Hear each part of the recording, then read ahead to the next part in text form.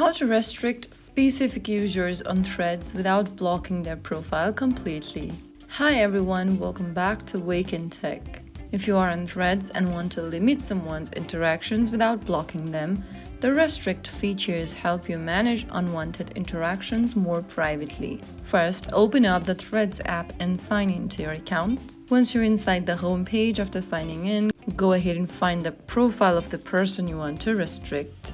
I'm just gonna go ahead and choose a random profile over here. Now tap the three dots right next to the profile and from the pop-up click on restrict. Right after you do that, the user now will be restricted without being blocked. To remove the restrictions later, return to the person's profile or their post. Click the three dots and click on unrestrict. So that's it. That's how you do it. If you found the video helpful, don't forget to like, share, and subscribe to our channel. I will see you again in the next video. Thank you for watching.